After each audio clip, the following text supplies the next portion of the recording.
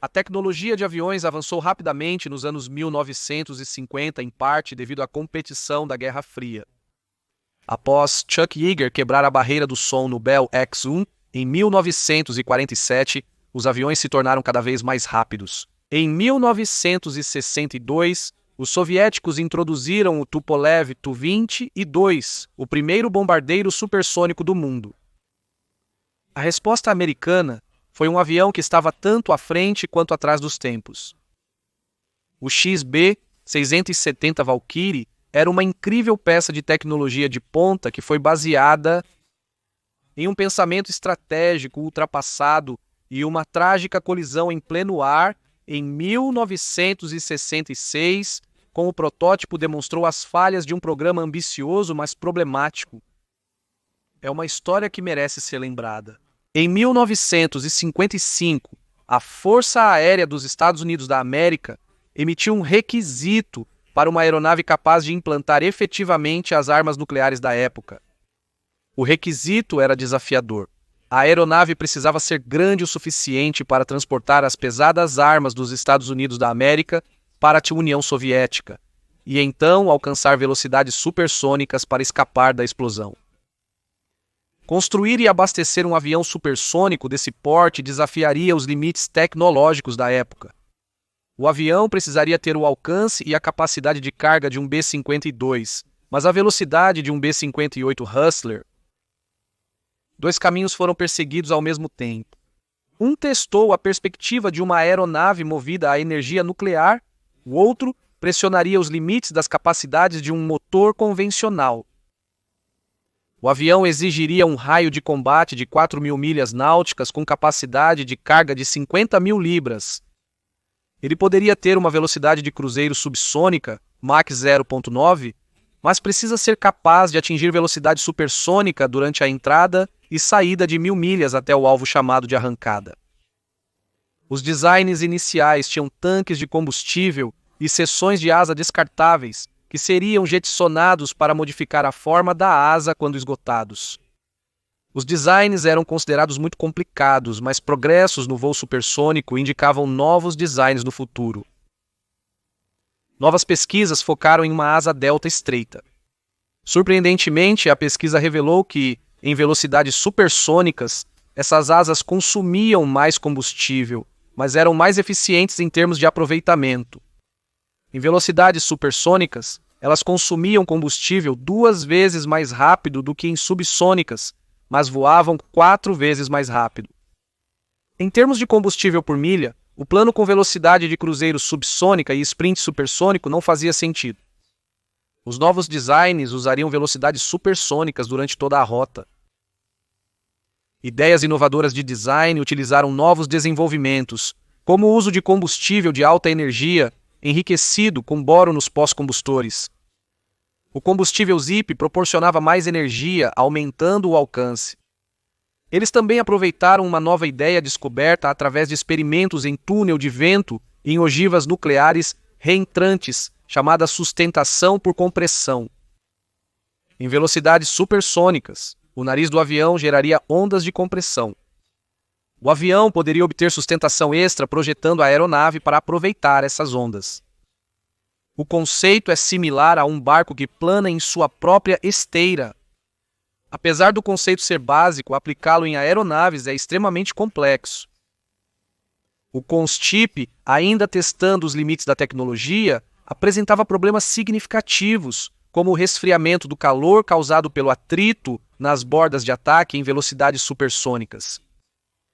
Porém, os novos requisitos demandavam um avião com velocidade de cruzeiro de Mach 3 a 3,2, altitude acima do alvo de 70 a 75 mil pés, alcance de até 10.500 milhas e peso bruto máximo de 490 mil libras.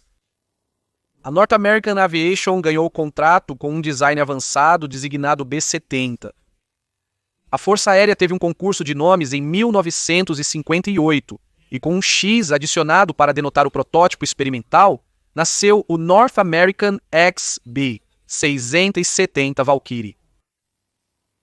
O XB-670 é uma aeronave impressionante. com 196 pés de comprimento, 31 pés de altura na cauda, envergadura de 105 pés e 6 motores turbojato. Ainda é o único projeto de aeronave tripulada com potencial de produção a aproveitar a sustentação por compressão, sendo um conceito ultrapassado antes da construção do protótipo.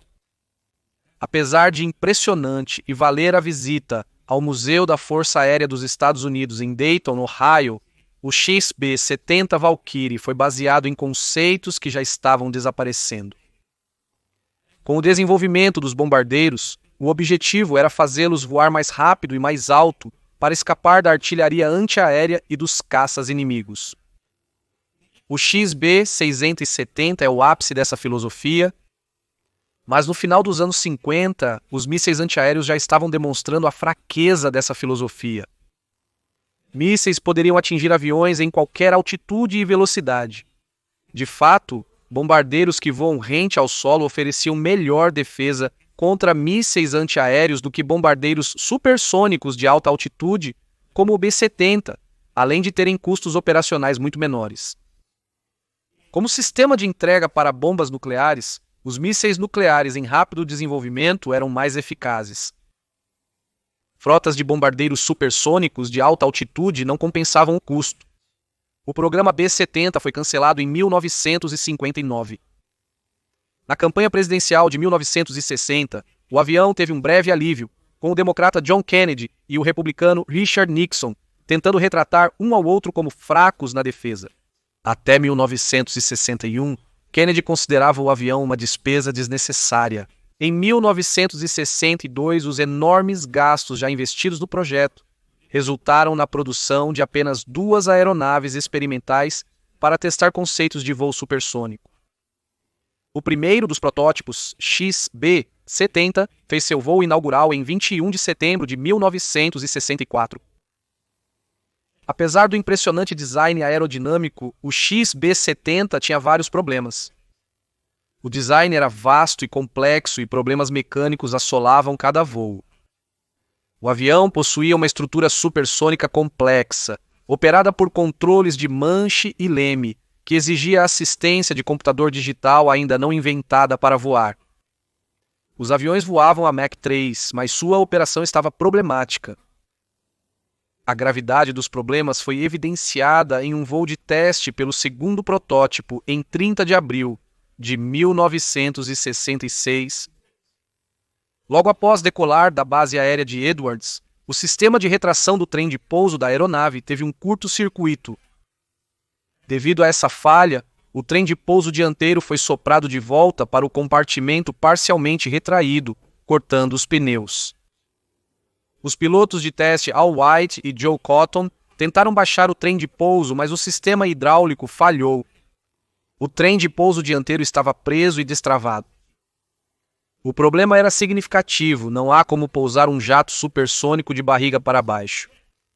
Cotton e White precisavam estender o trem de pouso para o avião conseguir pousar.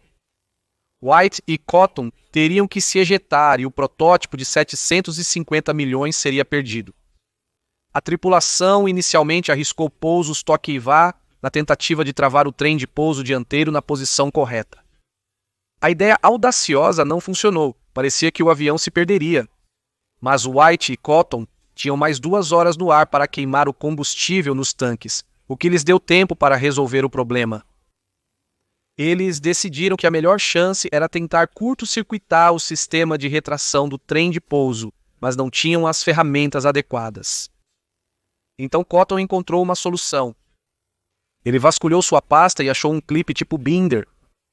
Ele causou um curto-circuito no disjuntor com o clipe.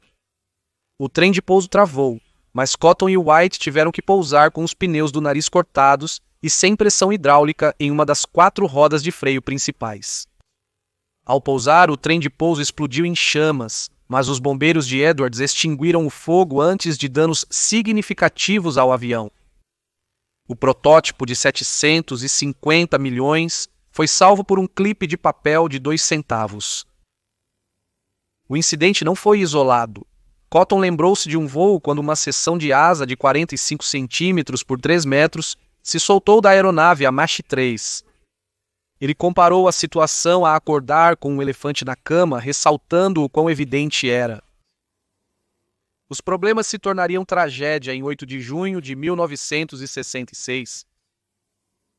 Novamente, o avião envolvido era o segundo protótipo, a aeronave número 620207, o mesmo que teve o problema com o trem de pouso.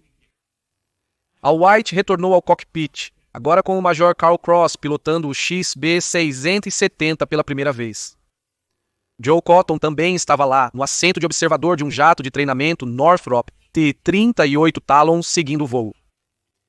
O XB-70 é impulsionado por 6 motores, turbojato General Electric e Toyota 93, agrupados em um duto sob a aeronave, parte do design que permitiu a compressão de sustentação. Naquele dia, os acionistas da General Electric estavam sendo mostrados um voo de observação, oportunidade de foto onde VIPs poderiam ver o XB-670 voando em formação com outros aviões. O dia foi descrito com condições pitorescas de Kodachrome, com nuvens altas espalhadas sobre a base aérea de Edwards, sul da Califórnia. Os observadores estavam em um Gates Learjet, a melhor opção para uma boa visão e acompanhar o evento. A Valkyrie voaria com o Northrop T-38, A de Joe Cotton um McDonnell F-4, B Phantom um Lockheed F-104A Starfighter e um Northrop Ice IF-8, Freedom Fighter todos com motores General Electric. Cross e Wyatt já haviam feito corridas de calibração no XB-670 antes da corrida fotográfica ser adicionada à agenda. O F-104 estava registrado como civil e sendo pilotado pelo lendário piloto de testes Joseph L. Walker, que na época detinha os recordes mundiais de altitude e velocidade de voo.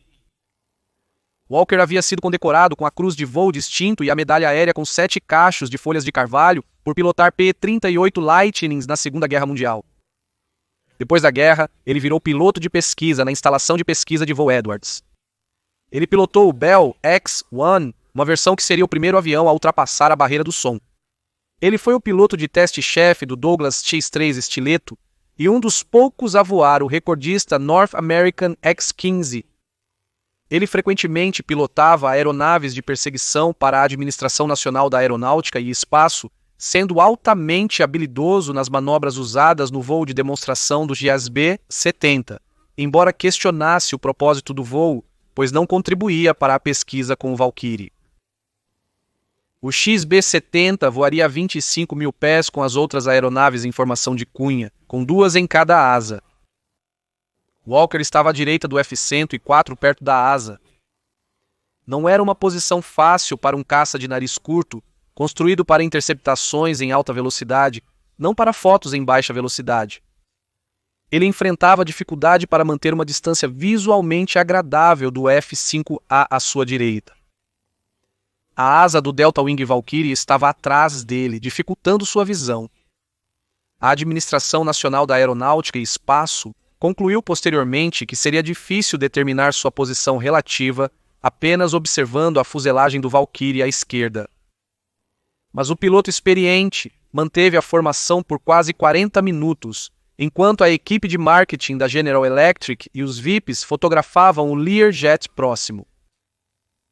Então chegou a hora de quebrar a formação. Quando Walker foi se separar, ele bateu na asa do Valkyrie. O XB-70 voava com as pontas das asas abaixadas, configurado para baixa velocidade. Isso não só os colocou em uma posição estranha atrás de Walker, mas também causou mais perturbação do ar atrás da asa. Walker provavelmente não viu a asa antes da colisão e o fluxo de ar atrás dela pode tê-lo sugado em direção à Valkyrie. Preso nos poderosos vórtices atrás da asa delta da Valkyrie, seu avião foi virado de cabeça para baixo e lançado contra o estabilizador esquerdo do bombardeiro, arrancando a maior parte dele e destruindo o F-104, danificando também o outro estabilizador na asa esquerda da Valkyrie. Joe Walker, experiente piloto de testes e herói condecorado da Segunda Guerra Mundial, morreu instantaneamente. Os destroços em chamas do F-104 ficaram para trás da gigante Valkyrie. Cross e White, dentro do XB-670, não perceberam a colisão devido ao tamanho da aeronave. Enquanto tentavam entender o tráfego de rádio repentino, os controles do avião começaram a agir de maneira estranha. O primeiro sinal de que o estabilizador havia sido arrancado do avião. O capitão da Força Aérea Peter Hogg, pilotando o T-38 com Joe Cotton, gritou no rádio, em pleno ar. Sem os estabilizadores, a Valkyrie começou a rolar. White tentou controlar a rolagem ajustando os aceleradores. A estratégia havia sido bem sucedida em outras aeronaves. No entanto, os 6 motores do XB-70 estão próximos na linha central, limitando o controle direcional pelos motores. A rolagem e a guinada rapidamente ficaram incontroláveis e os VIPs no Learjet observaram horrorizados o avião começar a girar como um frisbee. Hogg gritou ejetar, ejetar, ejetar. A força da rotação despedaçava o avião, com os destroços envoltos em vapor de combustível dos tanques de asa rompidos. O avião não pegou fogo, possivelmente por estar usando o combustível JP, 8 menos inflamável que o JP4 normalmente utilizado. O XB-70 possui um revolucionário sistema de ejeção da tripulação, projetado para salvá-la em velocidades supersônicas. Uma vez ativado, o sistema ejeta o membro da tripulação dentro de uma cápsula que se fecha ao seu redor. O sistema é incrível, mas como o avião girava descontroladamente, as forças no cockpit confundiram o sistema, já que a aeronave não estava em voo nivelado. White reagiu rápido e o sistema funcionou, mas seu braço direito ficou preso na cápsula que se fechava com a força do impacto. Ele se libertou, mas seu braço estava em pedaços. Cross não teve tanta sorte. As forças G do avião girando impediram que o assento voltasse para a cápsula. Ele foi pressionado para frente, incapaz de escapar. Antes de sua cápsula ser ejetada, White viu Cross sendo pressionado para frente, sem poder ajudá-lo. Bogd, ao ver o paraquedas de White, radiofonou repetidamente paraquedas, mas o segundo nunca apareceu. Cross ainda estava com o avião quando ele achatou no deserto da Califórnia e explodiu em chamas.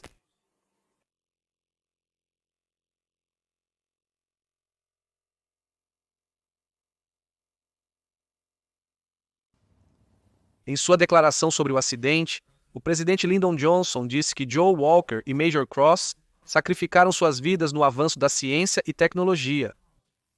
Suas mortes nos lembram de como somos dependentes de homens de habilidade excepcional no desenvolvimento de novos veículos em voo. Na investigação, vários oficiais da Força Aérea, incluindo Joe Cotton, foram culpados por permitir o voo. Foi determinado que o voo para oportunidade de foto foi feito apenas sob pressão contínua da agência de publicidade e marketing da General Electric. O avião, que custou o equivalente a 5 bilhões em 2019, os 2 pilotos veteranos foram perdidos para um folheto corporativo. O avião perdido, número 620207, era o mais capaz dos 2 protótipos, mas o primeiro continuou voando por mais 2 anos, testando conceitos de voo supersônico e efeitos de estrondos sônicos.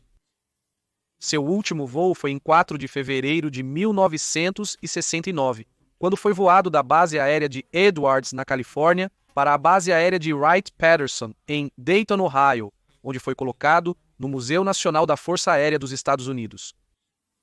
E você ainda pode vê-lo lá hoje, um impressionante monumento a uma era passada e aos homens extraordinários que arriscaram suas vidas para expandir os limites da tecnologia de voo. Espero que tenha gostado deste episódio do Cara da História, com pequenos trechos de história esquecida de 10 a 15 minutos. E se você gostou, por favor, vá em frente e clique no botão de curtir. Se tiver perguntas, comentários ou sugestões para futuros episódios, escreva-os nos comentários e responderei pessoalmente. Siga o History Guy no Facebook, Instagram, Twitter e veja nossos produtos em teespring.com. E se você quiser mais episódios sobre história esquecida, tudo o que você precisa fazer é se inscrever.